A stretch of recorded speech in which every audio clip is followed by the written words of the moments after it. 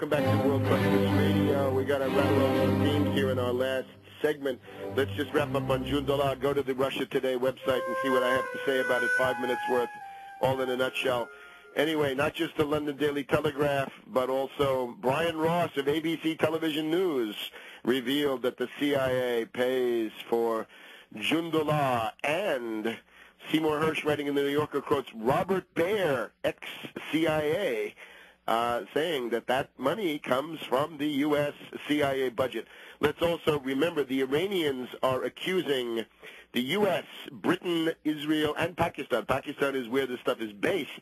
I wouldn't blame Pakistan for acceding to tremendous pressure from the imperialists to have that operate there. The problem is that Baluchistan is going to carve Pakistan as well. That's the location of the port of Gwadar, tremendously strategic. That's where the Chinese need to build a pipeline up through the Pakistani energy corridor over the Himalayas and into China. That would save 10,000 miles of Anglo-American infested waters for the Chinese oil tankers. And if you could build an Iran through Pakistan into China pipeline, so much the better. So no doubt about that. These are acts of war. It's time to stop this.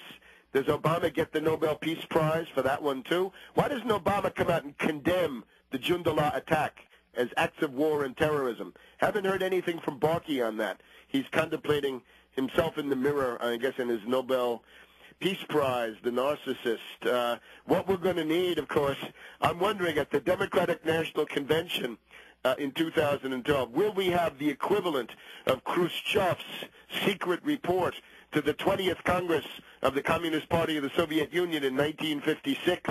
You'll remember back then, Khrushchev revealed in a secret report that was then obtained by Allen Dulles and the CIA the crimes of Stalin, the cult of personality of Stalin. Who's going to give the report on the cult of personality of the narcissist Obama at the Democratic Convention in 2012? Right now we need, if you will, we've got all these czars. We've got 35 czars, more czars than the House of Romanov. Why don't we have an October revolution against Obama's czars? The peace movement has done some things on the 5th and 6th of October, the October 17th. They've sort of twitched a little bit. It's not enough. And some of these people now say, okay, now we go into winter quarters. No more demonstrations until March. Baloney. You've got all of November, all of December. It's very warm in Washington right now. Let's have some demonstrations, please, from the left liberals. If you're not foundation funded, time to come out and do something in that regard. Obama today is speaking at MIT. He's touting cap and trade, this monstrous trillion-dollar tax on U.S. agricultural and industrial production that will cause hundreds of millions of deaths in sub-Saharan Africa and South Asia. We're hoping that China and India will hang tough. Keep your united front. Do not allow the imperialists to dictate binding carbon targets that will strangle your development. Copenhagen must fail, and that cap-and-trade monstrosity is coming up in the Senate next week. So let's try to have a two-pronged attack against Obama's genocidal health plan, the looting of Medicare to the tune of $500 billion, and the looting of the U.S. economy to the tune of $1 trillion under the auspices of cap-and-trade, cap-and-tax, Prince Philip's delight, Al Gore's revenge, what have you. Now let's look at program. Science of economic program. This is absolutely crucial. We'll be talking about this in the remaining time today and continuously now over the next couple of weeks. If you go back to Germany in the Depression, 1930, 31, 32, you will see that as German unemployment climbed towards 30% officially and probably 37 to 40% in reality, there were people who came up with economic plans to fight the Depression, fight unemployment, defend democratic institutions, and prevent the collapse of society that was then presided over by Hitler and the National Socialists. We've talked about some of these in the past. You have Lautenbach from the Economics Ministry, who recommends a job creation program. You've got a guy called Wagemann, who talks about a job creation program. And you've got the very interesting economist W.S. Wojcinski, who came over in the U.S. and had quite a career to the end of the 1950s. And he was talking about the same thing. This is the famous Voitinsky-Tarnow-Bada program espoused by the German trade unions, right? The ADGB, Allgemeine Deutsche Gewerkschaftsbund. The basic convergence of these points is 2 billion Reichsmarks of the time to build roads and railroads. Good example, the Autobahn. The German Autobahn, the first really ambitious program of building. This could have been done in 1930, 1931 under democratically elected auspices, and it could have stopped Hitler, because it would have meant that the 1 to 2 million unemployed who would have been pulled into productive jobs in the Autobahn would no longer have been available for recruitment to the Nazi SA, the stormtroopers, the brown shirts.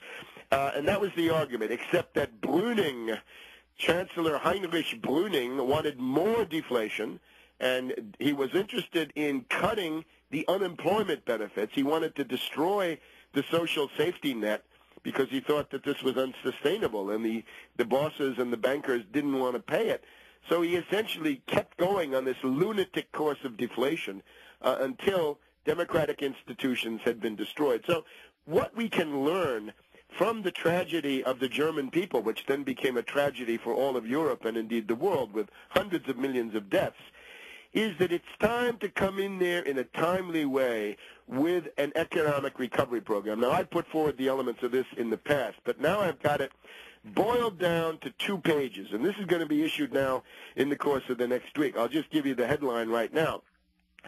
30 million productive jobs. That's what we need. We need 30 million new productive jobs, well-paid, union pay scales, not low-wage, dead-end, minimum wage plus X jobs, but 30 million new productive, well-paid jobs to rebuild U.S. infrastructure, industry, and agriculture. This is the program to end the world economic depression. You can look for this at tarpley.net probably towards the end of this week.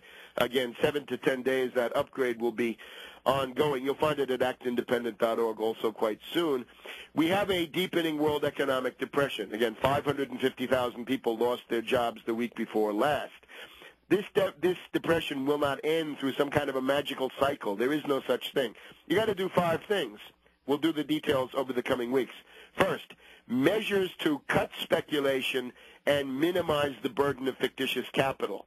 Claw back the TARP, but above all, shut down the zombie banks, tax derivatives, Tobin tax, 1%, outlaw credit default swaps, outlaw adjustable rate mortgages, stop foreclosures, put a 10% upper limit on credit cards, re-regulate commodities and other markets. Secondly, nationalize the Federal Reserve, 0% credit for production, 0% federal lending, not federal spending. Stop borrowing from zombie banks. Stop borrowing from foreigners. Be your own bank. You lend. U.S. government lends, doesn't borrow. We had enough of borrowing. The U.S. government, properly managed, is the most powerful institution in the world still today. Why should you be keeping zombie bankers alive with life support and then borrowing money from them at exorbitant rates? Why borrow from foreigners when you can generate your own sovereign credit, 0% federal credit? So start putting out tranches of $1 trillion, and you will go towards creating 30 million new productive jobs. Keep issuing those tranches until you get to full employment. If you get to full employment, it will be the first time since 1945 that anybody has seen it. So it means for production only, not financial services, not banking, not stock jobbing, but industry, agriculture, construction, mining, retail sales, energy production, transportation, infrastructure, scientific research, plus rail, transit, and so forth. Anything productive, you go to the head of the line. Bankers are invited to take their chances in that free market they love so much. Anyway, we got 5 points here. 30 million jobs in 5 years.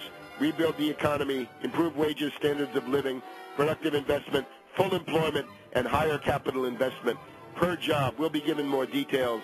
See you next week on World Crisis Radio.